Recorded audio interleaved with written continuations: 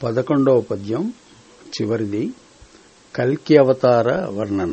స్వమహాబాహుకృపాణకృత్తగళగుచ్ఛం లేచ్ఛ వీరచ్ఛటోత్క్రమణాపాదిత పద్మినీరమణ మధ్యఛిద్ర ఖస్యామికోద్గమ క్లుప్తాసమయోపరాగమతిక క్ష్మాస్నాన గంగానదీ భ్రమకృత్కీర్తిక కల్కిమూర్తిక పరబ్రహ్మన్ స్తుమస్త్వామను.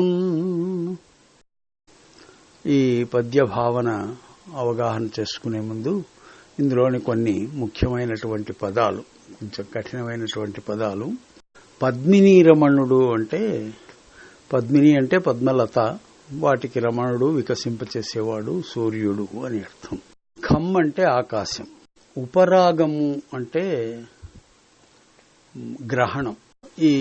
ఈ పదాలు కొద్దిగా పద్మిని రమణుడు, ఖమ్, ఉపరాగము, ఈ 3 పదాలు కొంచెం కొత్తవి ఉన్నాయి. అవి తెలుసుకున్న తర్వాత ఇంకా మొత్తం భావన ఒకసారి చూద్దాం. యుద్ధంలో వీరమరణం చెందినటువంటి వాళ్ళు మార్తాండ మండల భేదం చేసి ఊర్ధ్వలోకాలకు, స్వర్గం, వీరస్వర్గం అలంకరిస్తారు అని చెప్పి ఒక సిద్ధాంతం, కవి సమయం, కవులు చాలా మంది అది వాడి ఉన్నారు. తర్వాత యుద్ధంలో మడమ తిప్పకుండా పోరాడి వీరమరణం చెందిన వాడికి స్వర్గం తప్పనిది అని చెప్పి శాస్త్రం కూడా చెప్తూ ఉంది. సరే, కల్కి అవతారము చాలా మంది దుష్టులైనటువంటి మ్లేచ్ఛులను సంహరించడానికి వస్తుంది. చాలా మంది మ్లేచ్ఛులు సంహరించబడతారు కల్కి అవతారం చేత. ఓ పెద్ద కృపాణం చేతబట్టుకొని త్వరగారూఢుడై ఆకాశంలో వెళ్లే శక్తి కలిగినటువంటి త్వరగం మీద అధిరోహించి అతను వీర విహారం చేసి అనేక మంది దుష్టులను సంహరించడం జరుగుతుంది. ఇంకా ఆ వర్ణన చేశాడు. తన యొక్క మహాబాహు, పెద్దనైనటువంటి బాహు, ఆజానుబాహుడు, అవతార పురుషుడు, ఆయన యొక్క చేతిలోని కృపాణము చేత ఛేదించబడినటువంటి కంఠములు గలవాళ్లు, అంటే కంఠ సమూహములు, ఒకటి కాదు, కంఠ సమూహములు కలిగినటువంటి మ్లేచ్ఛుల యొక్క గుంపు అంతా కూడా మార్తాండ మండల భేదం చేసి స్వర్గానికి వెళ్లిపోతూ ఉంటే ఆ మార్తాండ మండలం అంతా కన్నం పడిపోతుంది. ఎందుకంటే అత్యధికంగా జనం వెళ్లిపోవడం చేత, ఒకడు కాదు, ఇద్దరు కాదు, వేల మంది, లక్షల మంది అందులో ప్రవేశించి వెళ్లిపోతూ ఉంటే అంతా ఖాళీ ఏర్పడిపోయిందట. ఏర్పడిపోతే దాంట్లో నుండి వెనక ఉన్నటువంటి నీలాకాశం, ఎందుకంటే మార్తాండ మండలం ఆకాశంలో ఒక చోట ఉంది, దాన్ని భేదించుకుని ఇంతమంది వెళితే అంతా మధ్యనంతా కూడా ఖాళీ ఏర్పడింది.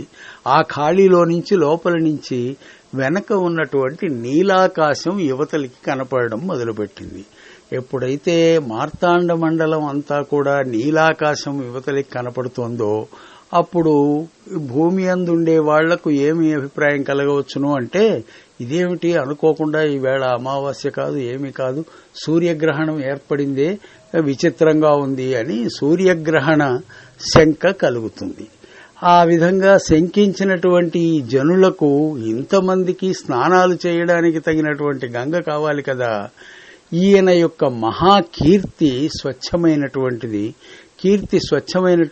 తెల్లనైనటువంటిది. దానిని ఎప్పుడు ఎక్కడ వర్ణించవలసి వచ్చినా, పోల్చవలసి వచ్చినా తెల్లని వస్తువులతో పోలుస్తారు.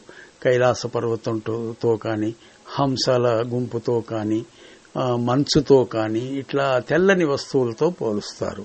నీ యొక్క కీర్తి అది ఈ క్షమాజనులకందరికీ కూడా స్నానం చేయడానికి ఉపయోగించే గంగా నది వలె ఎదుట గోచరించింది అన్నాడు.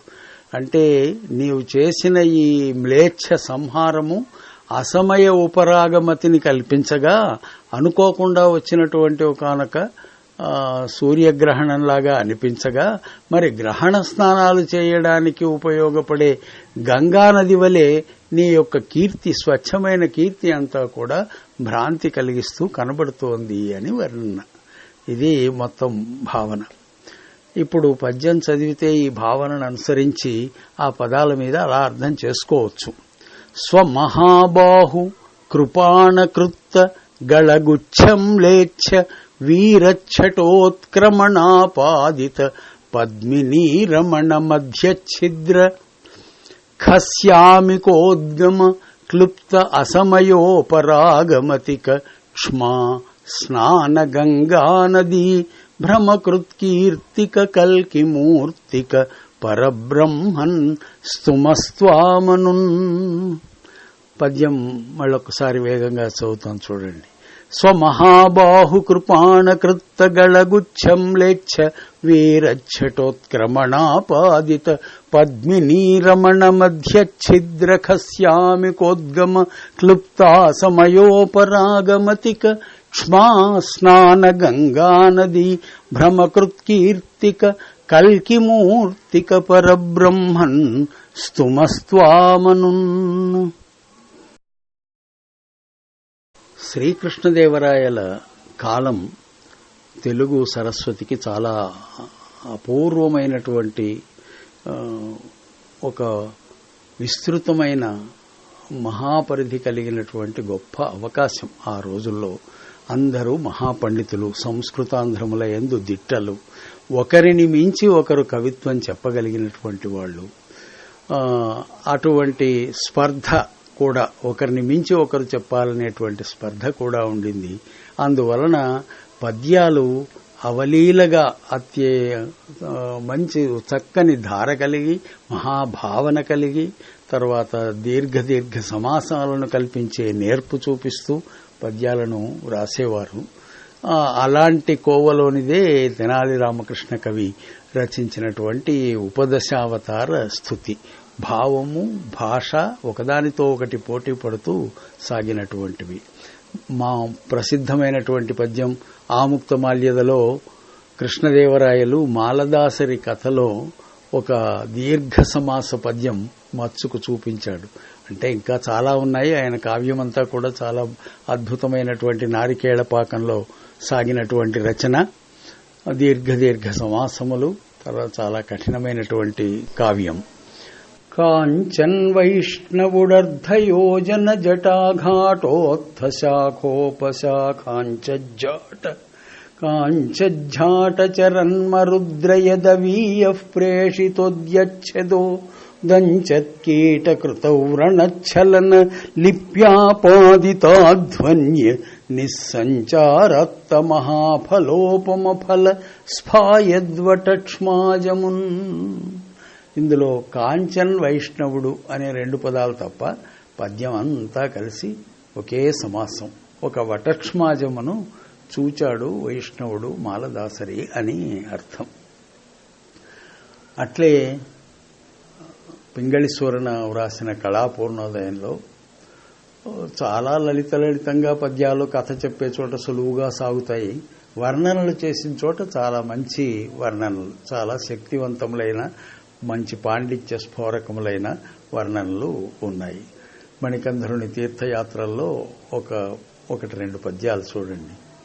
ఆ వీణాధరుడేగి కన్గొనియే పుణ్యఖ్యాతి దర్పోల్ల సద్దైవద్వీపవతి సంవత్సర వివాద ప్రౌఢిమానర్గళవ్యావల్గత్ కరభావ భృల్లహరికావర్గావృతవ్యో వ్యోమమున్ కావేరీ తటి నీలలామము అఘౌఘక్షాళనోద్దామమున్.